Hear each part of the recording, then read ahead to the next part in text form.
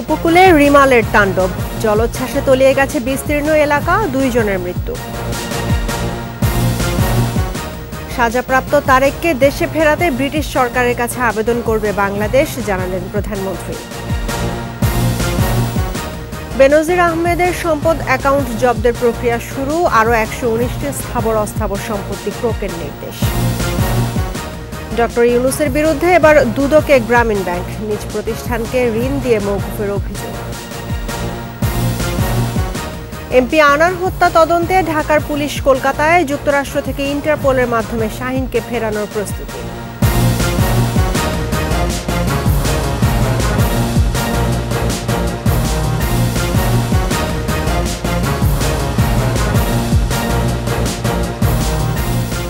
শুনছিলেন first security ইসলামী bank PLC সংবাদ শিরোনাম। আমন্ত্রণ রাত 11টার 21 সংবাদে, আপনাদের সঙ্গে আছি রাহনুমা রাহিম। দর্শক, 21 টেলিভিশনের সংবাদ একই সাথে সরাসরি দেখতে পাবেন আমাদের ফেসবুক পেজ www.facebook.com/2124 অনলাইনে। উপকূলে চলছে রিমালের তাণ্ডব, 5 থেকে 6 ফুট জলোচ্ছ্বাসে তলিয়ে গেছে কুয়াকাটা, মোংলা, বাগেরহাট, ভোলা উপকূলের নিম্নাঞ্চল।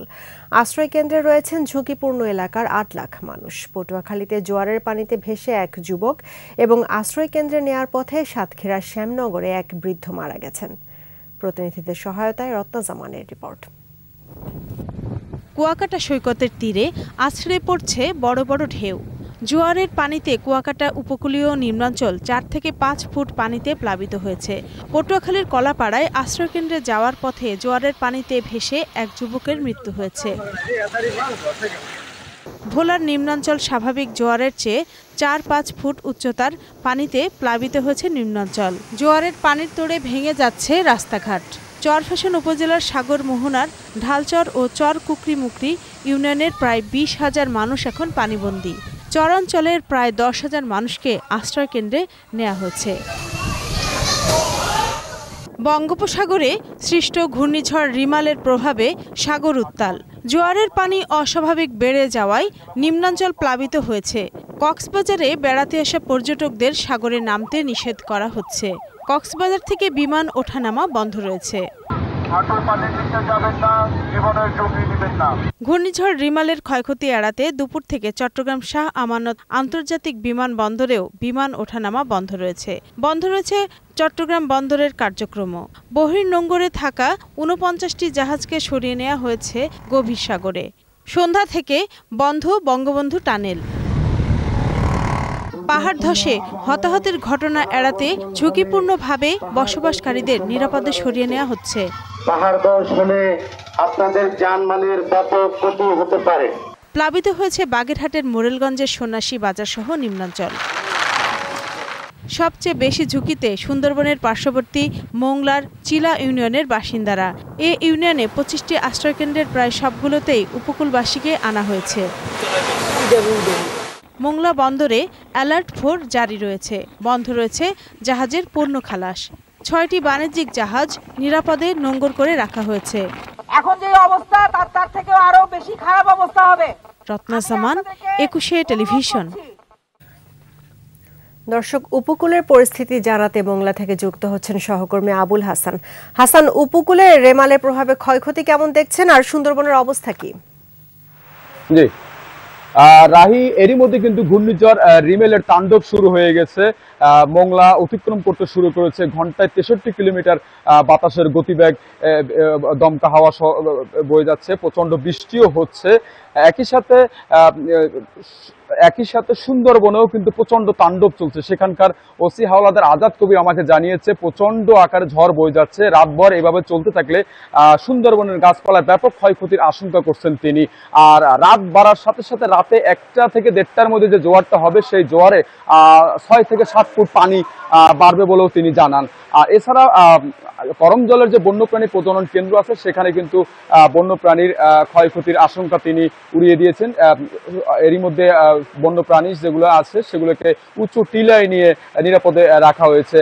এছাড়া মোংলা উপজেলায় কিন্তু ব্যাপক ক্ষয়ক্ষতির আশঙ্কা করছেন উপজেলা প্রশাসন। এরই মধ্যে মোংলা 103টি আশ্রয় কেন্দ্রে কিন্তু 29,722 জন লোকজন আশ্রয় নিয়েছে। এর মধ্যে শিশু, নারী, প্রতিবন্ধী এবং পুরুষ রয়েছে। তাদেরকে শুকনো খাবারের ব্যবস্থা করা হয়েছে। তো এই ছিল আসলে মোংলার শেষ খবর। ধন্যবাদ হাসান। দর্শক, মোংলা থেকে আমাদের সঙ্গে যুক্ত হয়েছিলেন সহকর্মী আবুল হাসান। তিনি জানাচ্ছিলেন সেখানকার ঘূর্ণিঝড়ের বর্তমান পরিস্থিতি। এখন চলে যাব পটুয়াখালীতে। পটুয়াখালী থেকে ঘূর্ণিঝড়ের পরিস্থিতি জানাচ্ছেন সহকর্মী মুজাহিদুল ইসলাম প্রিন্স। ঘূর্ণিঝড় রিমেল পটুয়াখালী উপকূলে আঘাত আনার পর সন্ধ্যার পর থেকে কিন্তু বাতাসের গতিবেগ বৃদ্ধি পাচ্ছে এবং তার সাথে দমকা এবং ঝড়ো হাওয়া বয়ে যাচ্ছে।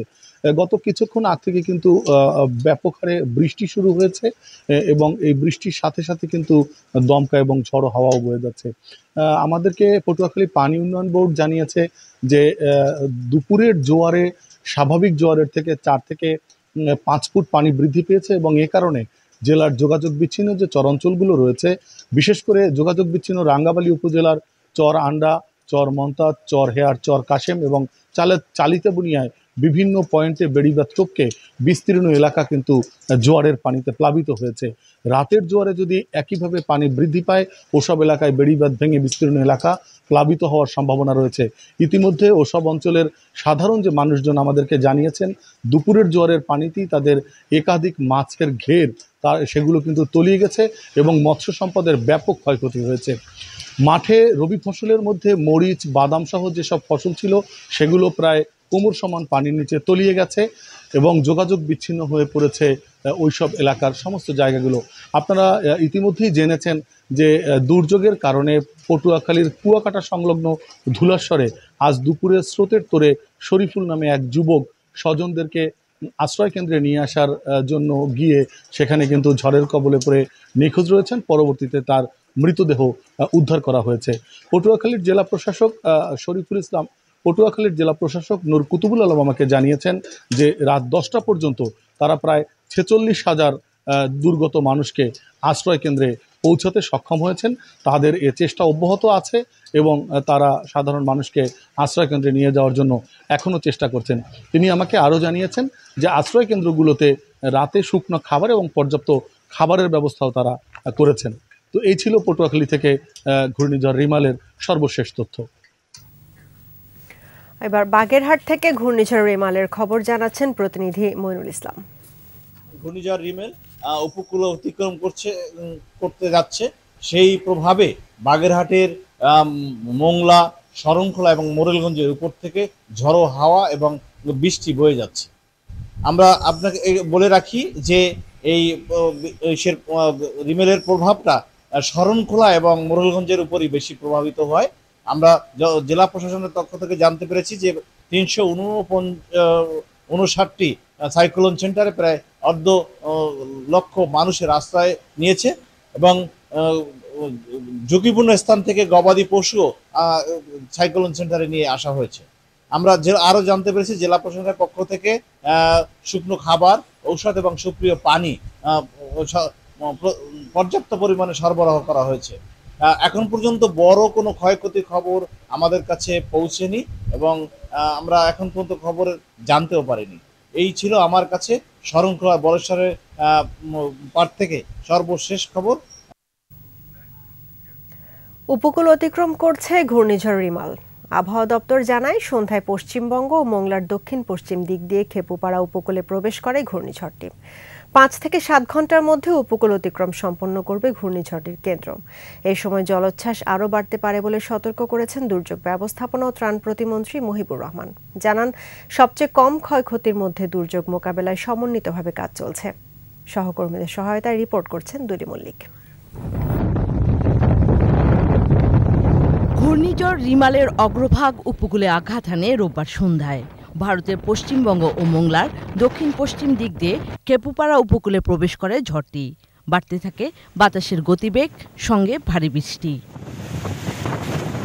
রাত 8:30টার দিকে ব্রিফিংয়ে আবহাওয়া দপ্তর জানায় রিমালের 64 কিলোমিটারের মধ্যে বাতাসের একটানা সর্বোচ্চ গতিবেগ ঘন্টায় 90 কিলোমিটার, যা দমকা হাওয়া আকারে 120 কিলোমিটার পর্যন্ত বৃদ্ধি পাচ্ছে।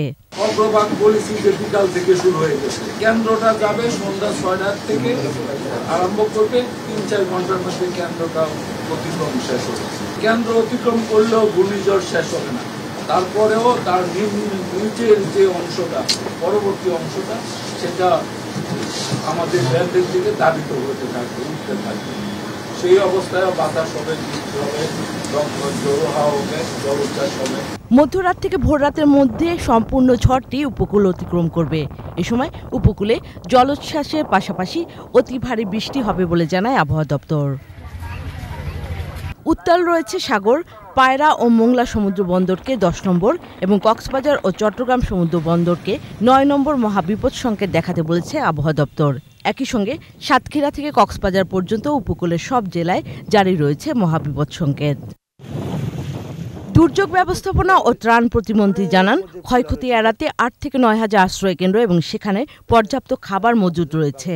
পাহাড় ধস সহ যে কোনো পরিস্থিতি মোকাবেলায় মাঠে রয়েছে বিভিন্ন বাহিনীর সদস্যরা। দুর্যোগ পরবর্তী যেগুলি ইতিমধ্যে আমরা সমস্ত দুর্যোগের মালামালগুলি যেগুলি আমাদের ক্ষতিগ্রস্ত মানুষের জন্য প্রয়োজন হবে, যেগুলি আমরা ইতিমধ্যে তাদেরকে পৌঁছে দিয়েছি। উপকূলে ক্ষতিগ্রস্ত বেড়িবাঁধ সংস্কার সহ দুর্যোগ পরবর্তী ক্ষয়ক্ষতি কমাতে সমন্বিতভাবে কাজ করা হচ্ছে বলেও জানান প্রতিমন্ত্রী। আমরা খুব সমন্বিতভাবে পরিকল্পিতভাবে গত 3-4 দিন ধরে কাজ করতেছি এবং যার জন্য আমরা আশা করি যে সবচেয়ে কম ক্ষতির মধ্যে দিয়ে আমরা এই সমস্যাটাকে উত্তরাইতে পারবো ইনশাআল্লাহ। ঘূর্ণিঝড় রিমালের খোঁজ খবর রাখা, সার্বক্ষণিক মনিটরিং করছেন প্রধানমন্ত্রী শেখ হাসিনা।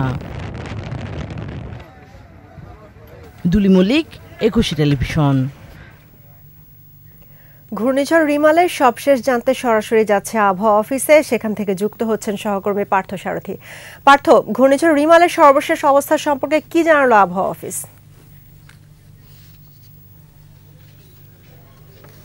রাহি, যেমনটি বলতেছিলেন, ঘূর্ণিঝড় রিমাল ইতিমধ্যে তার কেন্দ্রে উপকূলে আছড়ে পড়েছে। তার কেন্দ্র ইতিমধ্যেই উপকূলীয় অঞ্চলগুলোতে অগ্রসর হয়ে উত্তরের দিকে উঠে আসছে।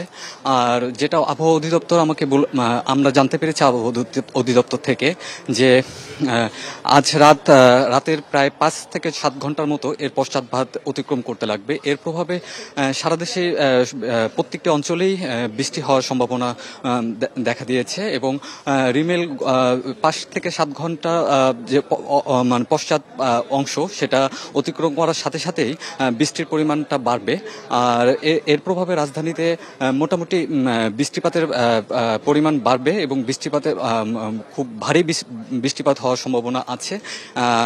আর জলোচ্ছ্বাসের কারণে এবং জলোচ্ছ্বাসের যে সংখ্যাটা করা হচ্ছিল সেটা জোয়ারের কারণে আরেকটু প্রভাব বেশি বিস্তার করবে এবং 8 থেকে 10 ফিট উচ্চতার জলোচ্ছ্বাস হওয়ার সম্ভাবনা জানাচ্ছেন আবহাওয়া অধিদপ্তর।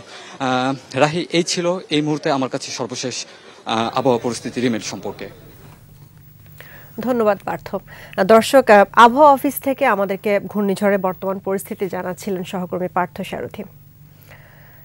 দুর্নীতির দায়ে সাজাপ্রাপ্ত তারেক রহমানকে দেশে ফিরিয়ে আনতে ব্রিটিশ সরকারের আবেদন জানানো হবে জানালেন প্রধানমন্ত্রী শেখ হাসিনা। গণভবনে কোটালীপাড়া উপজেলা পরিষদের নবনির্বাচিত চেয়ারম্যান ও আওয়ামী লীগ নেতাকর্মীরা সাক্ষাতে গেলে এ কথা জানান প্রধানমন্ত্রী। লন্ডনে বসবাসরত সাজাপ্রাপ্ত আসামি তারেক রহমানকে দেশে ফিরিয়ে এনে শাস্তি কার্যকর করাই এখন মূল লক্ষ্য বলে উল্লেখ করেন আওয়ামী লীগের সভাপতি। এতে অগ্নিসন্ত্রাস এবং সহিংসতা থেকে জনগণ মুক্তি পাবে বলে মন্তব্য করেন প্রধানমন্ত্রী। বঙ্গবন্ধু হত্যার পলাতক আসামিদেরও দেশে ফিরিয়ে আনার প্রক্রিয়া চলছে বলে জানান সরকার প্রধান।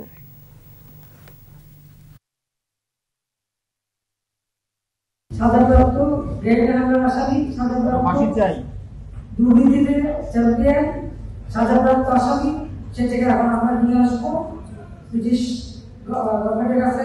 আমরা সেই আবেদনও করবো সরকারের পক্ষ থেকে যে ওখানে যে আসামি তারেক জিয়া সাজাপ্রাপ্ত তাকে যেন বাংলাদেশে ফেরত পাঠায় থাকে।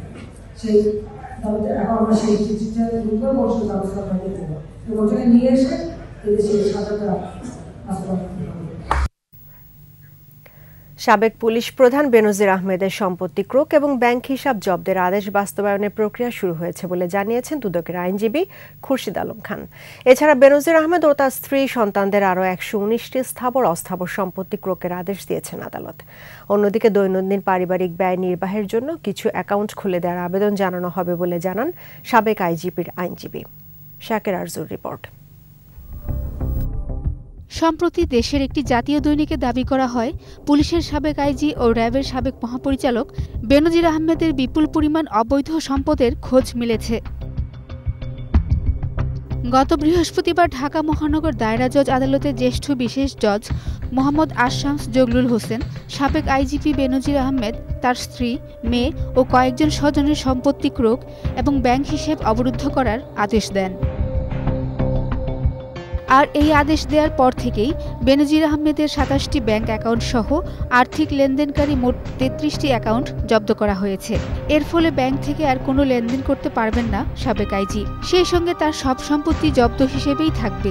ওনার কিছু প্রপার্টি জব্দ করা হয়েছে, যেমন হলো 83 ডিডসের মধ্যে যে প্রপার্টিগুলি আছে, তার 33 ব্যাংক অ্যাকাউন্ট ট্রানজ্যাকশন, এগুলি ফ্রিজ করা হয়েছে।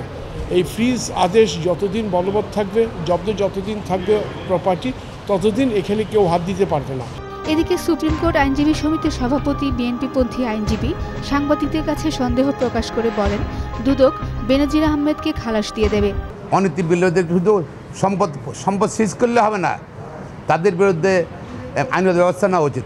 তবে এ বিষয়ে এখন পর্যন্ত মুখ খোলেননি বেনজির আহমেদ। দৈনন্দিন পারিবারিক ব্যয় নির্বাহের জন্য কিছু অ্যাকাউন্ট খুলে দেওয়ার আবেদন করা হতে পারে বলে জানান তার আইনজীবী। আমরা অতীতে যে মামলাগুলি করেছি, অনেক নজির আছে যে ব্যবসা পরিচালনার জন্য মাননীয় আদালত অনেকগুলি অ্যাকাউন্ট খুলে দেন। নিজের পরিবার পরিচালনা বা অন্যান্য ব্যয় সংগ্রহ করার জন্য বেশ কিছু অ্যাকাউন্ট খুলে দেওয়া হয়।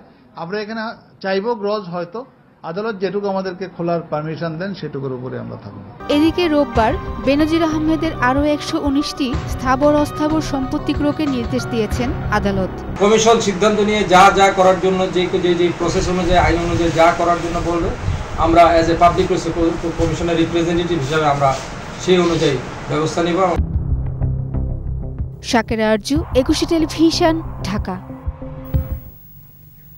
গ্রামীণ টেলিকমের চেয়ারম্যান ডক্টর ইউনুসের বিরুদ্ধে নিজের মালিকানাধীন প্রতিষ্ঠান প্যাকেজেস কর্পোরেশনকে 9.5 কোটি টাকা ঋণ দেয় এবং মওকুফ সহ কোটি কোটি টাকার কার্যাদেশ দেওয়ার অভিযোগ দায়ের করেছে গ্রামীণ ব্যাংক কর্তৃপক্ষ। এই সম্পর্কিত দালিলিক তথ্যের ভিত্তিতে রোববার দুদক কার্যালয়ে গ্রামীণ ব্যাংকের পক্ষ থেকে আবেদনটি করেন প্রতিষ্ঠানটির ডিএমপি প্রদীপ কুমার সাহা। এ সময় তিনি বলেন, গ্রামীণ ব্যাংকের অনেক দুর্নীতির মধ্যে এটি একটি বিশেষ অভিযোগ। প্যাকেজেস কর্পোরেশন লিমিটেড ডক্টর ইউনুসের নিজের প্রতিষ্ঠান। তার বাবা এবং পরিবারের সদস্যরাও প্রতিষ্ঠানটির মালিকানায় আছেন। এখানে 9.5 কোটি টাকা ঋণ দিয়ে ক্ষমতার অপব্যবহার করেছেন ইউনুস।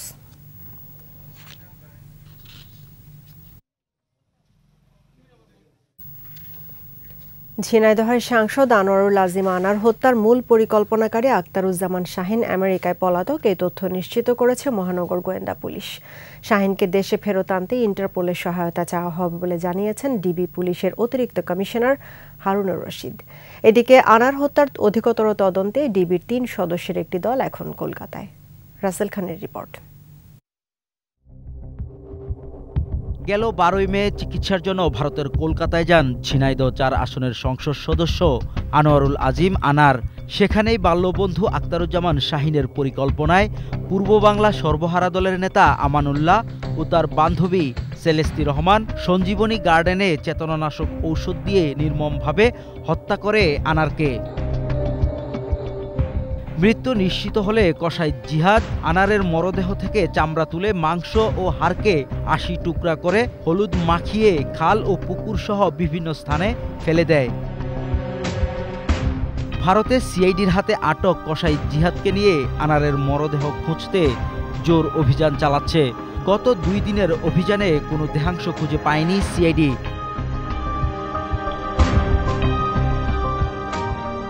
এদিকে অধিকতর তদন্ত করতে ভারতের পশ্চিমবঙ্গে পৌঁছেছেন ঢাকা মহানগর গোয়েন্দা পুলিশের 3 সদস্যের প্রতিনিধি দল।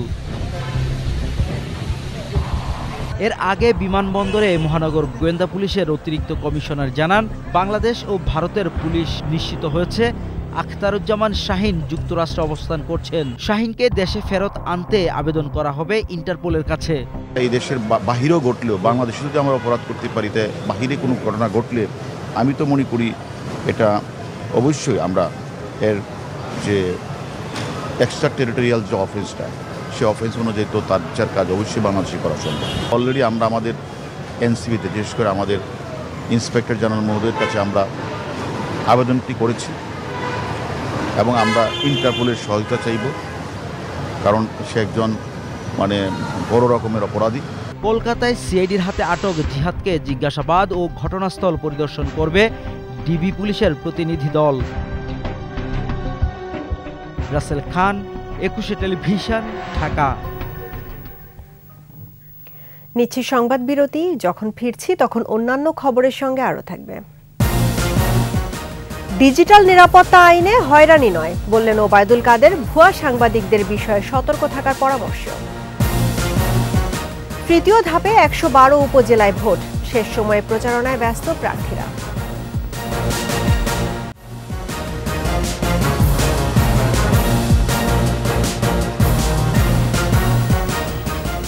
আমন্ত্রণ আবারও রাত 11টার 21 সংবাদে। জাতির পিতা বঙ্গবন্ধু শেখ মুজিবুর রহমানের জীবনের কলকাতার অংশকে তুলে ধরে তৈরি কলকাতায় মুজিব শিরোনামের জীবনী ভিত্তিক তথ্যচিত্রের খসড়া অবলোকন করেছেন প্রধানমন্ত্রী শেখ হাসিনা। একই সঙ্গে প্রধানমন্ত্রীর সরকারি বাসভবন গণভবনে তথ্যচিত্রটির খসড়া নিয়ে পর্যালোচনা হয়। বঙ্গবন্ধু শেখ মুজিবুর রহমানের জীবনে কলকাতা শহরের একটি বড় ভূমিকা ছিল। 1942 সাল থেকে ইসলামিয়া কলেজে বা মৌলানা আজাদ কলেজে তার শিক্ষা জীবনের 4 বছর কেটেছে। তথ্যচিত্রে তুলে ধরা হবে বেকার হোস্টেলের দিনকাল, কলকাতা বিশ্ববিদ্যালয়ের ছাত্র আন্দোলনের সম্পৃক্ততা, ব্রিগেড ময়দানের ভাষণ সহ নানা ঘটনা প্রবাহ। কলকাতায় মুজিব তথ্যচিত্রটি নির্মাণ করেছেন ভারতের জনপ্রিয় চলচ্চিত্র পরিচালক গৌতম ঘোষ।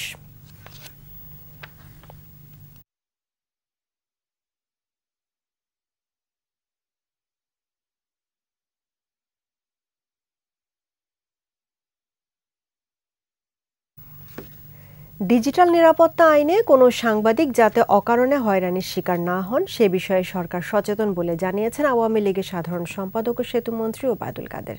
ভুয়া সাংবাদিকদের বিষয়ে সতর্ক থাকারও পরামর্শ দিয়েছেন তিনি। আকবর হোসেন সুমনের রিপোর্ট। ঢাকা রিপোর্টার্স ইউনিটির প্রতিষ্ঠাবার্ষিকীতে সংগঠনটির নিজস্ব আঙিনায় বর্ণাঢ্য আয়োজনে সংবাদকর্মীদের সঙ্গে অংশ নেয় বিভিন্ন রাজনৈতিক সংগঠনও। জাতীয় পতাকা ও সংগঠনের পতাকা উত্তোলনে শুরু হয় আনুষ্ঠানিকতা।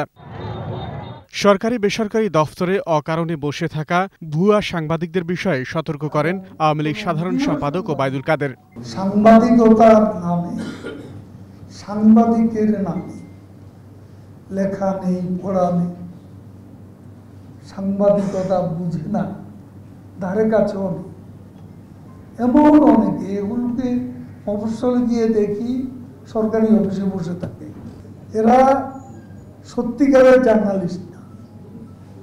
এই ভুয়া সাংবাদিকদের ব্যাপারে আপনাদেরও একটু সতর্ক থাকতে হবে। ডিজিটাল নিরাপত্তা আইনে কোনো সাংবাদিক হেনস্থা হবে না বলেও আশ্বাস দেন তিনি। ডিজিটাল অ্যাক্ট, এটা যাতে অপপ্রয়োগ না হয়, কোনো সাংবাদিক যাতে এখানে ফাইন্যান্সিয়ালি হ্যারাস না, সে ব্যাপারে আমরা সতর্ক আছি। সরকারের গঠনমূলক সমালোচনারও তাগিদ দেন সেতুমন্ত্রী। সাংবাদিকতার নামে অপসাংবাদিকতার বিকাশ ঘটাতে না পারে। আকবর হোসেন সুমন, 21 টেলিভিশন, ঢাকা। আন্তর্জাতিক মুদ্রা তহবিল IMF-এর ঋণের তৃতীয় কিস্তির অর্থ পেতে কোনো বাধা নেই বলে জানিয়েছেন অর্থমন্ত্রী আবুল হাসান মাহমুদ আলী। বলেন, কিভাবে দ্রুত পেতে পারি সে চেষ্টা চলছে। দুপুরে IMF প্রতিনিধি দলের সাথে বৈঠক শেষে অর্থমন্ত্রী আরও বলেন, সবকিছুই আলোচনার মাধ্যমে হবে, তবে সমস্যা সমাধানে সরকার সঠিক পথেই আছে বলে IMF-এর নির্বাহী পরিচালক জানিয়েছেন। ডলারের মূল্য এখন চ্যালেঞ্জ নয় উল্লেখ করে আবুল হাসান মাহমুদ আলী বলেন, ক্রলিং পেগ করায় IMF-ও খুশি। আসছে বাজেটে সবকিছু মানুষের ক্রয় ক্ষমতার মধ্যে যাতে থাকে সেভাবে উদ্যোগ নেওয়া হবে বলে এ সময় জানান অর্থমন্ত্রী। আশ্বস্ত করেন, বাজেটে জনমানুষের আশা আকাঙ্ক্ষার প্রতিফলন ঘটবে। খালেদা জিয়া উন্নত চিকিৎসার সুযোগ পাচ্ছেন না বলে অভিযোগ করেছেন বিএনপির স্থায়ী কমিটির সদস্য মির্জা আব্বাস। রাজধানীর একটি হোটেলে বেগম খালেদা জিয়া জীবন ও সংগ্রাম শীর্ষক অনুবাদ গ্রন্থের মোড়ক উন্মোচন অনুষ্ঠানে মির্জা আব্বাস বলেন, খালেদা জিয়া সরকারের জন্য হুমকি বলেই মিথ্যা মামলায় কারাগারে রাখা হয়েছে। সরকারের কঠোর সমালোচনা করে জনগণকে সচেতন হওয়ার আহ্বান জানান বিএনপির এই নেতা।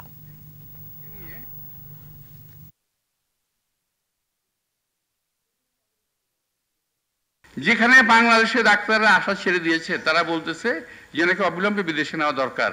বারবার বলার পরেও জেনে শুনে একটা মানুষকে কিভাবে হত্যা করা হচ্ছে, এটা আজকে ইতিহাস সাক্ষী হয়ে থাকবে। আজকের বক্তব্যে এই কথা এসেছে এবং আসবে। ইতিহাস সাক্ষী হয়ে থাকবে যে যারা আজকে তাকে বিদেশে দিচ্ছে না, তারা ইতিহাসে অপরাধীর খাতা অপরাধী হবে এবং যখন সুযোগ আসবে ইনশাআল্লাহ তাদের বিচার হবে। তৃতীয় ধাপে উপজেলা পরিষদ নির্বাচনের শেষ সময়ে প্রচারণায় ব্যস্ত প্রার্থীরা ভোটারদের মন জয় দিচ্ছেন উন্নয়নের নানা প্রতিশ্রুতি। 29 মে এ ধাপে 111 উপজেলার মধ্যে 21টিতে ভোট হবে ইভিএমে। শরীয়তপুর ও পাবনা প্রতিনিধির সহায়তায় আরও জানাচ্ছেন সমর ইসলাম। গণসংযোগ, সভা সমাবেশ আর উঠান বৈঠকে মুখরিত শরীয়তপুরের গোসাইরহাট উপজেলা। চেয়ারম্যান পদে 5 জন প্রার্থী থাকলেও মূল প্রতিদ্বন্দ্বিতা হবে হেলিকপ্টার ও ঘোড়া প্রতীকের মধ্যে। হেলিকপ্টার মার্কা আগামী 29 মে এই হেলিকপ্টার মার্কায় ভোট দিয়ে সাধারণ মানুষ আমাকে বিপুল ভোটে বিজয়ী করবে। এত মানুষের সাড়া, এত মানুষের ভালোবাসা, এটাতে আমি খুবই আনন্দিত এবং উচ্ছ্বাসিত। 8 ইউনিয়ন ও একটি পৌরসভা নিয়ে গোসাইরহাট উপজেলায় মোট ভোটার 1,47,000। যোগ্য প্রার্থী বেছে নেওয়ার কথা বলছেন তারা। অনেকদিন যাবৎ এই চরাঞ্চলের মানুষ অনেকভাবে হয়রানি, অনেকভাবে ভোগানি। এই চরাঞ্চলের ভোটের মাধ্যমে তারা চেয়ারম্যান হয়। একজন জনপ্রতিনিধির সবচেয়ে প্রয়োজন হলো যে মানুষকে ভালোবাসার মানসিকতা, মানুষের জন্য কাজ করার মানসিকতা। নির্বাচন অবাধ, সুষ্ঠু ও শান্তিপূর্ণ করতে সব ধরনের প্রস্তুতি নিয়েছে নির্বাচন কমিশন। পাবনা সদর উপজেলায় 5 জন চেয়ারম্যান প্রার্থী প্রতিদ্বন্দ্বিতা করছেন। প্রচারণার শেষ সময়েও মাঠ চষে বেড়াচ্ছেন তারা, দিচ্ছেন উন্নয়নের নানা প্রতিশ্রুতিও। ষষ্ঠ উপজেলা পরিষদ নির্বাচনে তৃতীয় ধাপের ভোট গ্রহণ 29 মে। সকাল 8টায় শুরু হয়ে ভোট গ্রহণ চলবে বিকেল 4টা পর্যন্ত। সমর ইসলাম, 21 টেলিভিশন। আবারও সংবাদ বিরতি। যখন ফিরবো তখন অন্যান্য খবরের সঙ্গে আরও থাকবে। মিনি জাফলং হয়ে উঠেছে গাইবান্ধার ঘাঘট নদী, পর্যটন বান্ধব করে গড়ে তোলার দাবি।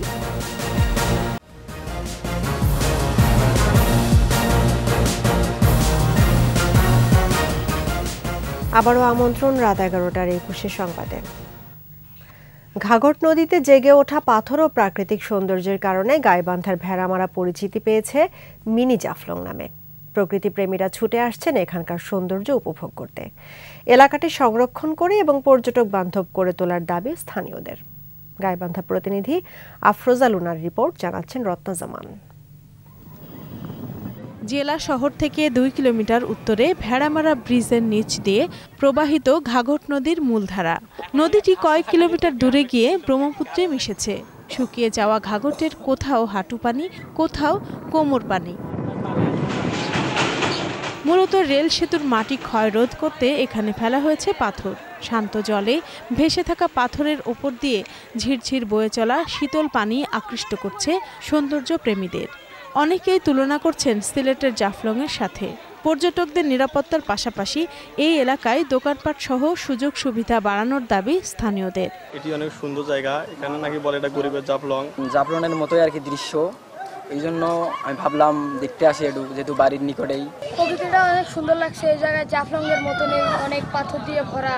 আর একটু সাজানো গোছানো হতো, প্রশাসনের পক্ষ থেকে যদি একটু উদ্যোগ নিয়ে এখানে কিছু দোকানপাট বা একটু নিরাপত্তার ব্যবস্থা করা যেত।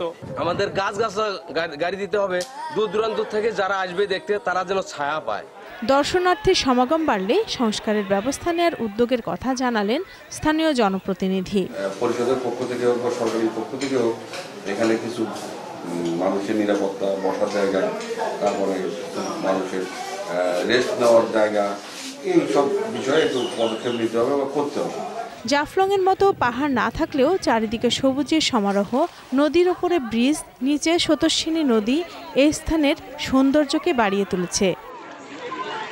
রত্না সামান, একুশে টেলিভিশন। বিশ্বকাপের ব্যাকআপ ক্রিকেটার প্রস্তুত রাখতেই শুরু হয়েছে বাংলাদেশ টাইগার্স ক্যাম্প। 21 সদস্যের এই দলে আছেন মেহেদী হাসান মিরাজ, মুশফিকুর রহিম ও মুমিনুল হকদের মতো অভিজ্ঞ ক্রিকেটাররা। তারা যাবেন টেস্টের স্কোয়াডেও। মিরপুর, সিলেট ও চট্টগ্রামের একাধিক ভেন্যুতে এই ক্যাম্পে ক্রিকেটার টেকনিক ও বিভিন্ন পরিস্থিতিতে মানসিকতা ঠিক রাখার উপর জোর দেওয়া হবে। মিরপুরে সাংবাদিকদের এমনটাই জানান স্পিন কোচ সোহেল ইসলাম। ওয়ার্ল্ড কাপের যে ব্যাকআপ প্লেয়ার রাখছে এই প্লেয়ারগুলোকেও রেডি রাখতে হবে এবং টাইগার্স প্রোগ্রামটা অল দ্য ইয়ার এভাবেই যাবে। যখনই আমাদের কাছে আসলে ওরা ন্যাশনাল সিলেক্টর কোচরা আমাদের কাছে আসলে তারা বলবে যে আমরা এই প্লেয়ারকে এভাবে রেডি চাই, তো আমরা আসলে রেডি থাকবো যে এই ছেলেগুলোকে কিভাবে আমরা আসলে ওই স্ট্যান্ডার্ডে সেটা ফিটনেস, সেটা স্কিল বেসড সেইভাবে রাখতে পারি যেন তারা ওইখানে গিয়ে রেডি থাকে এবং পারফর্ম করতে পারে। ব্যর্থতায় ভরা মৌসুমের শেষটা রাঙালো ম্যানচেস্টার ইউনাইটেড। ম্যানচেস্টার সিটিকে 2-1 গোলে হারিয়ে এফএ কাপের শিরোপা জিতল রেড ডেভিলরা। এদিকে কিলিয়ান এমবাপ্পের বিদায়ী ম্যাচে অলিম্পিক লিওকে 2-1 গোলে হারিয়ে ফরাসি কাপের চ্যাম্পিয়ন হয়েছে পিএসজি। অন্যদিকে এশিয়ান চ্যাম্পিয়ন্স লিগের শিরোপা জিতেছে সংযুক্ত আরব আমিরাতের ক্লাব আল আইন। বাংলাদেশ স্পোর্টস প্রেস অ্যাসোসিয়েশনের এবছরের স্পোর্টসম্যান অব দ্য ইয়ার হয়েছেন দৈনিক স্পষ্টবাদীর মুজিবুর রহমান। এবার 7টি ডিসিপ্লিনের 13টি ইভেন্টে শতাধিক বিএসপিএ সদস্য অংশ নেন। এবারও সেরা স্পোর্টসম্যান অব দ্য ইয়ার জয়ীকে দেওয়া হয় আব্দুল মান্নান লাডু ট্রফি ও অর্থ পুরস্কার। প্রথম রানার আপ দৈনিক খবরের কাগজের মাহমুদুন নবী চঞ্চল এবং দ্বিতীয় রানার আপ হয়েছেন দৈনিক জনকণ্ঠের রুমেল খান। ক্যারাম ডাবলসে পুরস্কার পেয়েছেন 21 টেলিভিশনের স্পোর্টস ইনচার্জ ও বিএসপি এর ক্রীড়া সম্পাদক আবু হুরায়রা তামিম ও আরাফাত দারিয়া জুটি।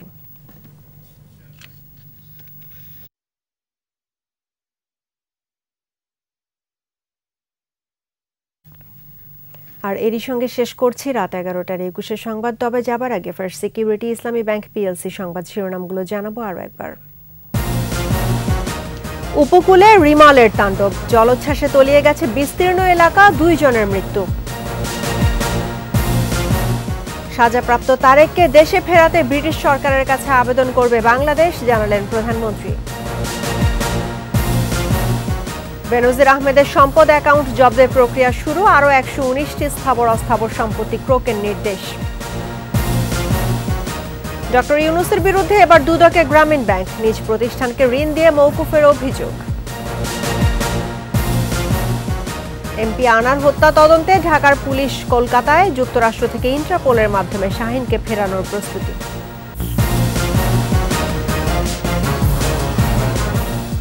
দর্শক, 21 সর্বশেষ খবর জানতে ডায়াল করুন 2021 নম্বরে আর ভিজিট করুন 21-tv.com এই ওয়েবসাইটে। এছাড়া ফেসবুকে লগ ইন করতে পারেন facebook.com/2124 অনলাইনে।